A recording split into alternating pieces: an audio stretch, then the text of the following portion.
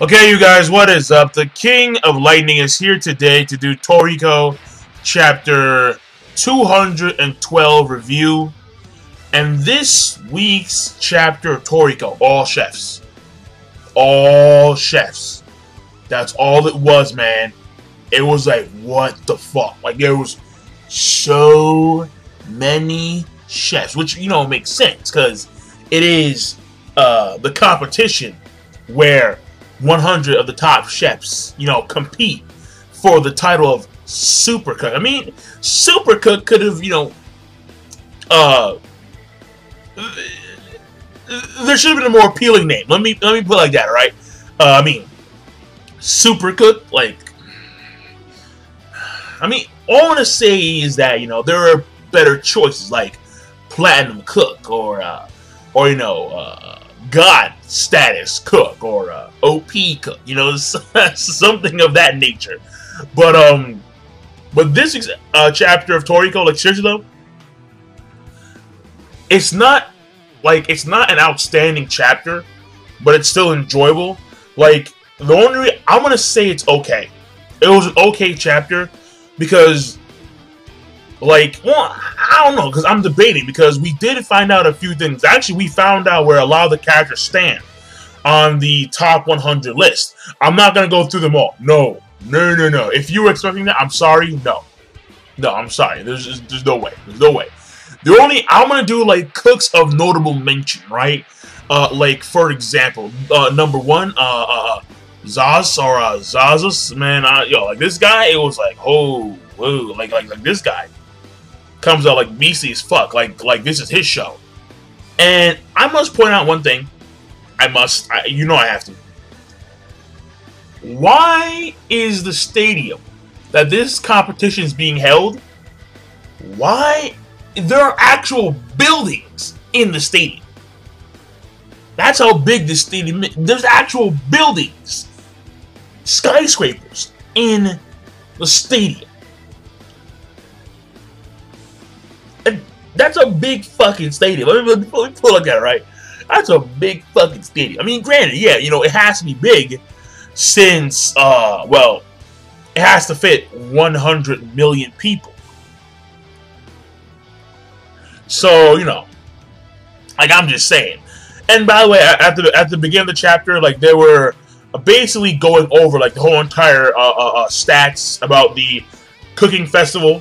How, like, normally, like, I think it was like rumors where, like, if you actually, like, if a musician plays a song during one of the commercials, like, they sell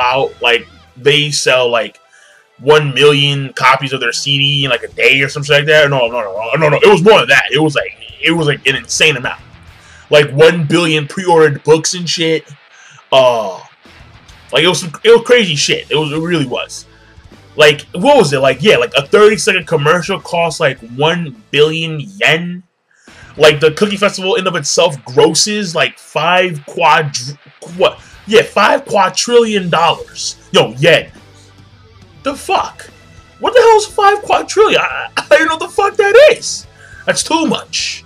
So yeah, you know, like, the cooking feast brings shit ton of income to the big boys who are, you know, the fat cats. So, basically, first of all, Setsuno, number 2. That surprised the fuck out of me. I mean, it made sense, because this guy was number 1. Because this guy, Zaz, whatever his name is, alright, man? This guy, he's number 1. Apparently, he's hold the title of Super Cook. Super Cook for like 14 times, I believe. Yeah, I think it was like 14 times he's held that title. I think so. Yeah, let me see, alright? Because I'm not going to do a let's read, because like a let's read would be me like literally reading page by page by page, which I'd have to do for this chapter, because again, so many cooks. I just could not even comprehend. Like no. And I do apologize, but then again, you read the chapter yourself, I'm pretty sure. Alright, if you're watching my review, I'm going to assume that you read the chapter beforehand. I'm just going to assume that. Now, yeah, he held the title 14 times, and you know that was impressive as fuck. Yuta surprised me. Yuta held that shit twice. All right, Yuta, I believe he is high ranking, very high ranking in the top 100 chef list. I believe he's number 5. Slow, because I'm doing commentary, and you know, yeah, there we go. Yeah, so he is in fact number 5. And then Setsuno. I mean, she held the fucking title of Super Cook for 25 times. No, 29. Excusez-moi. 29 times she's had the title of Super Cook. No wonder people want to pile up and go to a little store and shit. Like, you would figure that, you know, you would figure that she has attained that much fame where she'd be set for life and money, and I'm pretty sure she is. Yeah, duh. But she'd have like a humongous cooking station. Like an entire fucking city would be all hers, just for her to, like, you know, cook and shit. Like she did, like she'd call it, like, city restaurant or something, but no. It's like a little hut. It's like a little hut, man. I mean, in a way, I kind of respect that. I really do. Yeah, I do. Because, you know, women of her stature, I don't believe, want or consider money to be of great importance at this point in time. Because, you know, according to the beginning of the actual chapter, when you attain the title of Super Cook, you get so much fucking money in your lifetime that you will have no idea how to spend it all. And you can't. You physically cannot spend all that shit. You just can't. Now, there was one guy, I remember in this chapter, there was one guy who kind of interested me, because when I was reading it, this one dude, like, I think it was number 27th in the top 100 list, I'm not too sure, 20-something. This guy apparently uses space ingredients, which kind of threw me off. I'm like, space ingredients? Like the moon? Or is there more shit out there? I don't fucking know. But that, you know, let me know.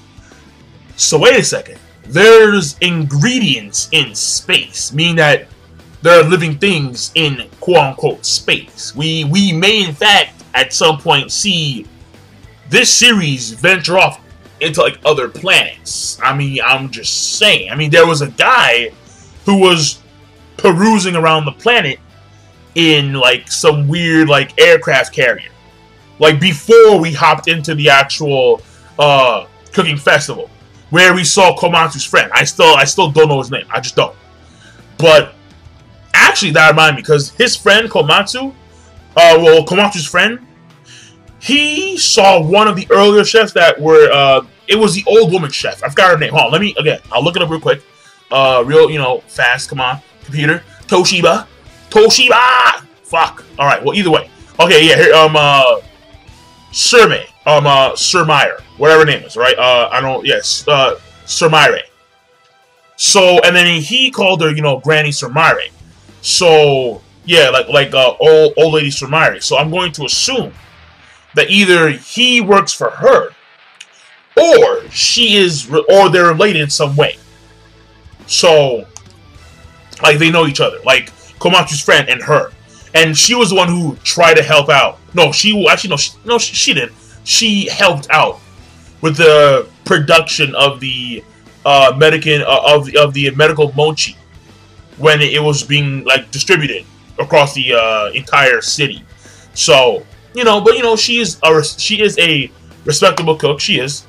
And at the end of the fucking chapter, Komatsu, looking like a full-blooded dork, like a dork, knees buckling shit, you know, and they're reading his fucking stats and shit, century soup, medical mochi, all this shit, and he's like, you know, thanks, you know, like he's, you know, like mad dorky, and you know, Toriko just yells mad fucking loud, just yelling like and then he's like, you know, show them your power, show them your fucking power, man up, man, nuts. Well, you guys are a pair of fucking balls, Komatsu. Right? Use those pair of balls, right? Because you're a man. You're a man's man. Like, well, you know, it wasn't like that, but still, it was close. It was somewhat close. So, moving speech, and that's in the chapter. However, there is bad news. And the bad news here is that Toriko is going to take a hiatus. Mitsutoshi is taking a hiatus until the beginning of next year. Now, I don't know why. I don't know. Personal problems? I don't know. Personal problems, maybe he wants to work things out with the story. Maybe there's problems with the editors. I don't know.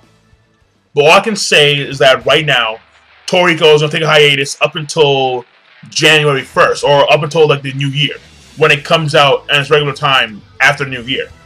Like when normal shonen actually make their manga, or when we get the scan, whatever. Either way, it's not going to come out until next year, at the beginning of like January. So, this lets me know, that something is up. And Mitsutoshi is actually, he's taking the time to fix this issue. And that's a good sign. As a writer, you need to know when to take breaks. Because you can't be constantly engaged in the product that you are producing. I mean, it's not possible. It's just not.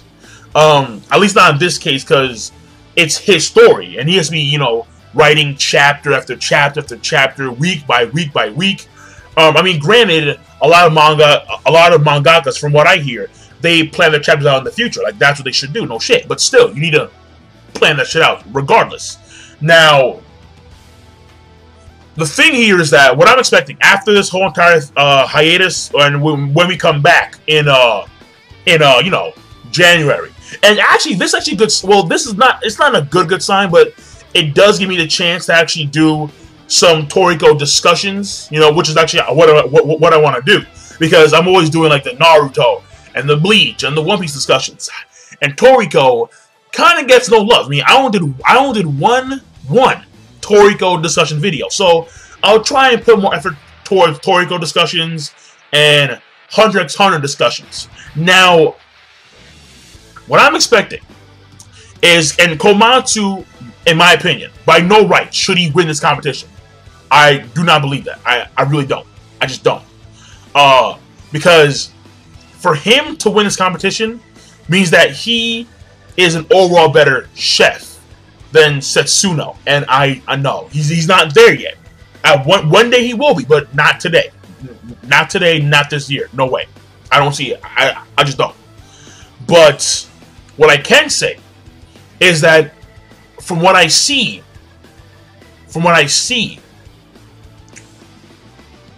like, I may think that Komatsu may actually go up a few pegs. Maybe 5, 10 at the most. But more than that, it's a little bit too much.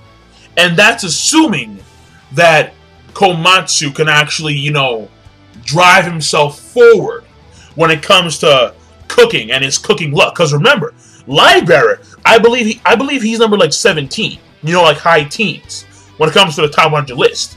And from what I recall, Livebearer was very impressed. He saw the potential this motherfucker had, and he won his ass. He literally won his ass. So, he may actually unlock some of his potential in this competition, which would be a good sign. But remember, people, the guru who betrayed, I'm telling you, this guy betrayed Ichirai. He's coming to fuck shit up. And one last person, Stajin, that's right, Stajin. And Stajin, he's coming with his boys, with his boys and one female, I believe so. No, 2 females, Granny Chiyo. Oh, fuck. Granny Chiyo's come back in full force. Tommy Rod. Oh, god damn. Alright.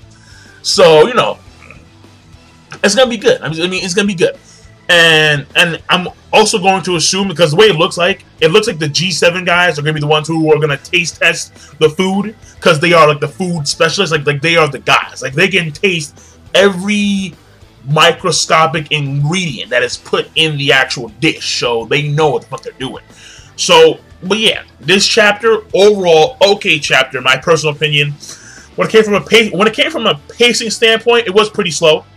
But then again, I did like it because they actually spent time introducing like a shit ton of chefs, like a shit ton. So I did like that a lot. But overall, so the chapter was okay. It was okay. It was okay. And yet, once again, one last time, I will see you guys for when it comes to Toriko chapter reviews. I will see you guys in January. In the meantime, I'll put up some Toriko discussions, you know, talk about a few things. Thanksgiving is going to start next week, so Toriko discussions. I mean, actually, I don't know, man. How fitting would it be to have a Toriko discussion on Thanksgiving? Like, yo. With like a big ass turkey leg, like yeah, like I'm a fucking hick. I'm sorry for all the guys who live in Texas. I apologize. I apologize. I'm done. All right, before we go any further, I'm done. So King of Lightning, be sure to rate, comment, and subscribe as always. And I'm signing out. Peace. Have a nice day.